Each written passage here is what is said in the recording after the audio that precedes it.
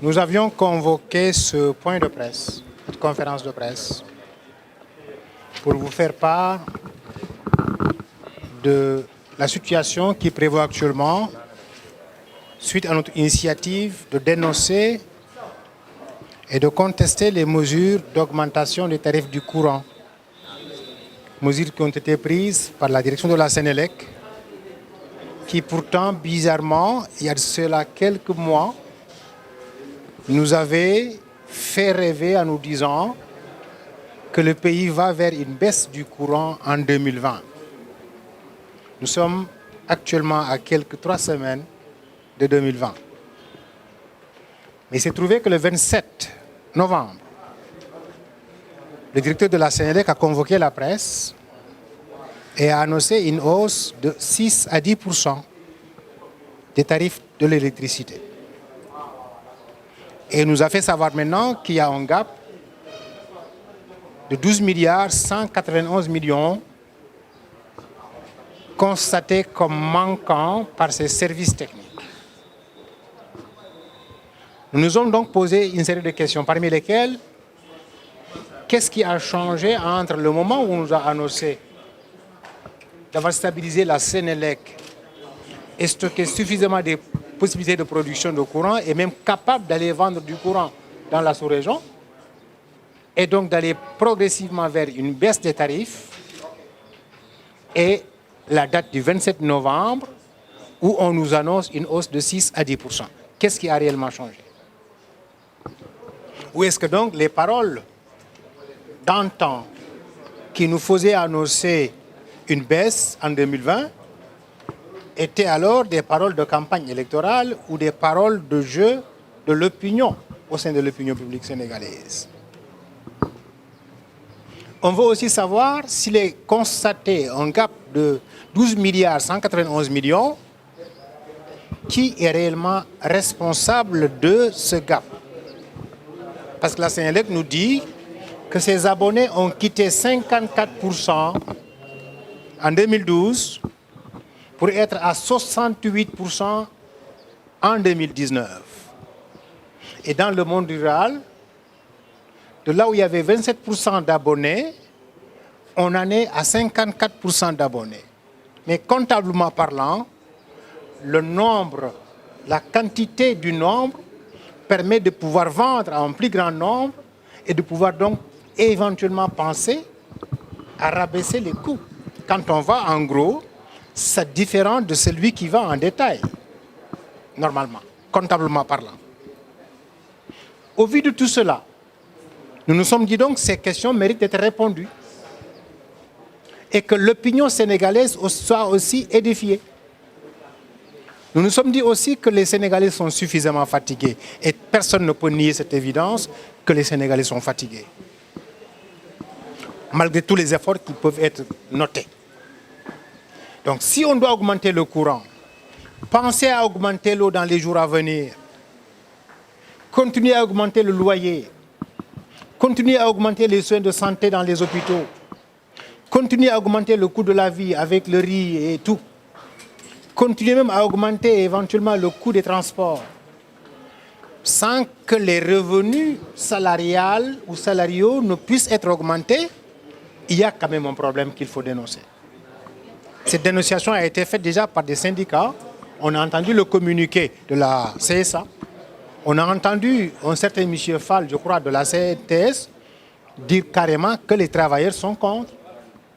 Mais leur emboîtant le pas, les mouvements sociaux que nous sommes, nous nous sommes dit aussi que nous devions donc avoir le devoir de manifester, de dénoncer cette mesure et de réclamer que la mesure soit revue. Parce qu'il y a moyen de résolver le gap qui est annoncé en pensant ou en allant voir ailleurs. C'est dans ces conditions donc qu'une marche a été programmée. À cette marche, la réponse d'autorisation après la lettre d'annonce n'est arrivée que très tardivement, venant du préfet. Et face à ça, on a dit, on maintenait donc la marche que nous avions programmée. Cette marche donc avait comme objectif d'aller remettre ou d'aller lire un mémorandum comme le texte qu'on a partagé ce soir avec vous, le partager aussi donc devant l'opinion et le remettre à qui de droit. Parce qu'on se rendait compte qu'on ne pouvait pas se faire entendre ni par le ministère, ni par la direction, ni par quelqu'un d'autre. Et voilà donc qu'arrivé au niveau du palais, nos camarades ont été arrêtés et sont actuellement à la cave attendant de rencontrer le procureur. Ils sont au nombre d'une dizaine de militants arrêtés. Nous avons donc voulu exiger leur libération et dénoncer 2 poids 2 mesures. Vous vous rappelez qu'il y a cela quelque temps, des jeunes de l'APR ont lancé des pierres et des chaises dans le palais, se bagarrant parce que se disputant de l'argent ou exigeant de leur part dans cet argent-là. Vous avez suivi aussi d'autres jeunes qui étaient venus exiger que leur leader local soit inscrit sur la liste des candidats à la députation. Et ils l'ont fait nuitamment. Et ils sont rentrés nuitamment. Comment se fait-il donc que des citoyens puissent avoir le droit de lancer des cailloux, se bagarrer à l'intérieur du palais, casser des chaises, exiger de l'argent à se distribuer, et que d'autres citoyens ne puissent pas avoir le droit aussi donc de dire nous aussi nous voulons nous faire entendre sur une hausse qui vient compliquer notre capacité de résistance face au coût de la vie déjà difficile. Voilà donc pourquoi nous dénonçons tout cela et exigeons qu'ils soient libérés. Par la même occasion, en rapport avec les autres organisations sociales, syndicales, défenseurs des droits humains et qu'on se mérite, il est envisagé et prévu une marche le 13 décembre à Dakar qui va rassembler tous les consommateurs, toutes les populations, les organisations professionnelles et syndicales, les consommateurs, parce que nous ne pensons pas quand même qu'en 2020, qu'on puisse continuer à supporter des dépenses supplémentaires, même de 5 francs, sur nos calepins déjà suffisamment troués. Donc voilà pourquoi nous vous invitons à faire relayer ce message, à nous faire entendre auprès de l'opinion nationale et internationale, parce que la vie est suffisamment difficile au Sénégal et qu'une hausse de courant viendrait encore compliquer davantage ces situations. Merci. Il y aura une décision préfectorale par rapport à la marche du 13. Oui, si c'est accepté ou refusé, je crois que le refus aussi est contre la loi de la Constitution. La Constitution sénégalaise a bien dit tous les citoyens ont le droit de manifester et de marcher s'ils ne sont pas satisfaits ou contents des conditions dans lesquelles ils vivent.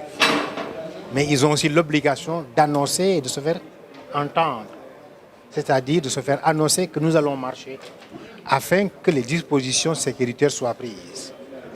Si nous nous annonçons que nous allons marcher et qu'on nous la refuse, vous devez pouvoir poser la question en rapport avec cette constitution à ceux-là qui nous ont fait le refus, sur quoi ils le basent et quelles peuvent être les conséquences de leur refus de voir des situations, des citoyens vouloir manifester leur mécontentement et leur insatisfaction, mais qu'on leur refuse de parler ou de marcher.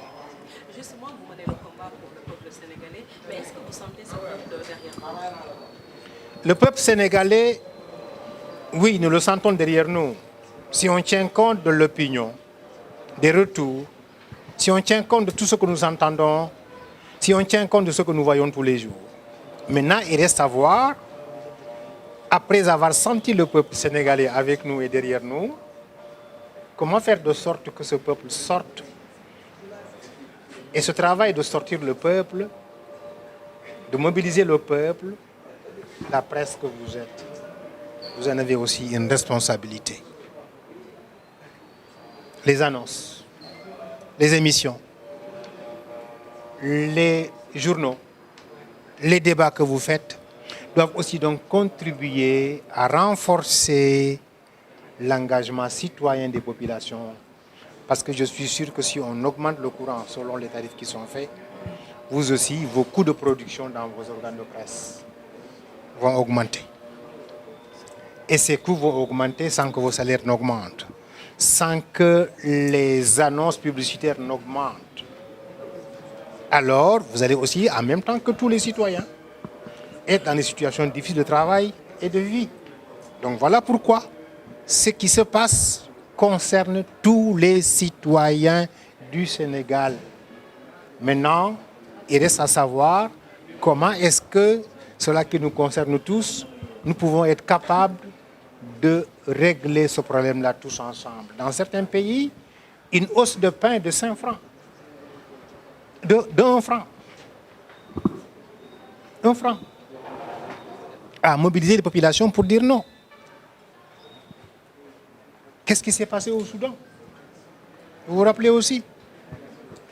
Je crois donc qu'il reste maintenant à savoir, est-ce que l'Afrique va être le continent qui va rester dans la malgouvernance, de sorte que chaque fois qu'une direction de gouvernance subit des pertes et des problèmes, au lieu de voir comment assumer à résorber ces gaps, on dit non, on le répertorie sur le consommateur. Est-ce que vous pensez que cela est logique quand même? Nous n'avons pas été informés, nous n'avons pas été à la base de ce gap de 12 milliards. Comment ça s'est-il passé? Et c'est nous qui devons payer. Vous ne pensez pas que là où on a éliminé la primature, il ne restait pas un peu d'argent qu'on peut prendre et verser dans ce gap? Vous ne pensez pas que si on diminuait le train de vie de l'État, le Haut Conseil des collectivités territoriales, les 1000 agences que vous voyez et qui sont des doublures des ministères, qu'est-ce qu'on en fait? Il n'y a pas de quoi aller prendre là-bas de l'argent au nom de l'État et dire ce gap, on le résorbe à partir de ce moment-là, mais pas sur les épaules du consommateur suffisamment fatigué quand même. Parlez-en dans vos rédactions. Interrogez qui vous devez interroger. Faites des calculs comptables et voyez 12 milliards. Est-ce que le Sénégal est à 12 milliards et qu'il soit obligé d'aller le répercuter sur les épaules de ces consommateurs déjà suffisamment fatigués? Je crois quand même que non. Certaines institutions n'ont pas un budget qui dépasse 12 milliards. Est-ce qu'il n'y a pas des agences qui ont un budget qui dépasse facilement 12 milliards dans l'année? Est-ce qu'il n'y a pas d'institutions dans la République qui ont un budget annuel qui dépasse, avec des voitures et tout, qui dépasse facilement 12 milliards? On a parlé récemment d'un gap de téléphone de 17 milliards. On met des gens dans des conditions téléphoniques jusqu'à ce qu'ils gaspillent 17 milliards. Et on veut que maintenant la population résorbe 12 milliards pour la Sénélec. Est-ce que cela vous semble être logique quand même? Je pose des questions qui peuvent permettre d'alimenter des débats dans des rédactions, de sortir un article et d'interroger qui on doit interroger et de toucher la conscience directionnelle de notre pays et de l'Afrique. Voilà ce que nous sommes en train de dire, pas autre chose. Guy, tout le monde a vu la vidéo. Guy, comme tout le monde, a tenté de venir se mettre devant le palais pour remettre ou lire un texte. Guy n'avait ni de pierre, ni de pistolet, ni de grenade, ni de sable entre ses mains. Et je répète qu'on a vu des gens qui ont lancé des pierres dans le palais et nuitamment. On a vu des gens qui ont remué les grilles du palais nuitamment et ils sont rentrés. Je crois quand même que la justice sénégalaise doit revoir les choses, mais aussi que la politique ou les politiciens au Sénégal doivent revoir les choses. On ne peut pas avoir une société inégalitaire de cette façon, où il y a des Kumba Amdei et des Kumba Amoumandei. Quel présage avez-vous du procès donc, face à face avec... Je ne peux rien présager, nous nous en remettons tous à la justice sénégalaise. Merci.